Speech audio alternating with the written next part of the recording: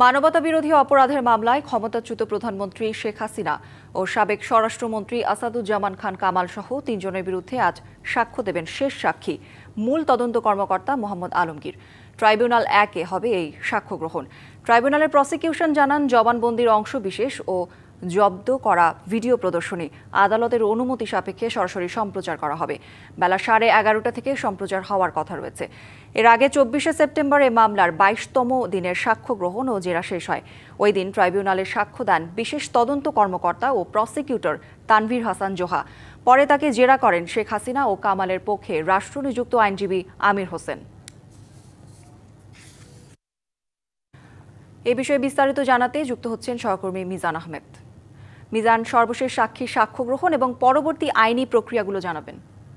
কৌরি, যেমনটি আপনি দর্শকদের জানাচ্ছিলেন, 24শে জুলাই আগস্টের গণ আন্দোলন দমাতে আইনশৃঙ্খলা বাহিনী যেই মানবতাবিরোধী অপরাধ সংগঠন করেছে এবং সেই সংগঠনের বিচারের জন্য আন্তর্জাতিক অপরাধ ট্রাইব্যুনালে যতগুলো বিচার চলছে তার মধ্যে সবচেয়ে আলোচিত মামলাটি হচ্ছে chief prosecutor versus Sheikh Hasina and others, অর্থাৎ শেখ হাসিনা, আসাদুজ্জামান খান কামাল এবং সাবেক আইজিপি চৌধুরী আব্দুল আল মামুনের এই মামলাটি।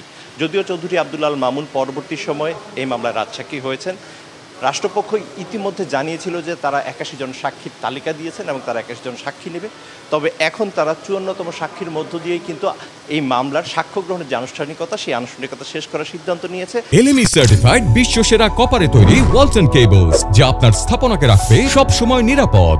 এবং সেই 54তম সাক্ষী হিসেবে কিন্তু আজকে আন্তর্জাতিক অপরাধ ট্রাইব্যুনাল 1-এ সাক্ষ্য দেবেন এই মামলার প্রধান তদন্ত কর্মকর্তা মোহাম্মদ আলমগীর।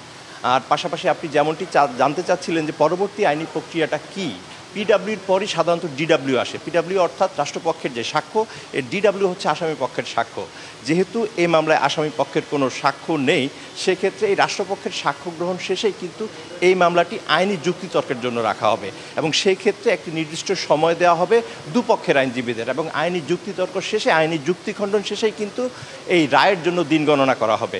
অতএব সেক্ষেত্রে বলা যায় যে চূড়ান্ত পরিণতির দিকে এগিয়ে যাচ্ছে বহুল আলোচিত শেখ হাসিনা বনাম 3 জনের যে মামলা। তো এই ছিল সবশেষ তথ্য। 11টার সময় চেয়ারম্যান বিচারপতি গোলাম মর্তুজা মজুমদারের নেতৃত্বে 3 বিচারিক সদস্য তাদের বিচারিক কার্যক্রম শুরু করবেন।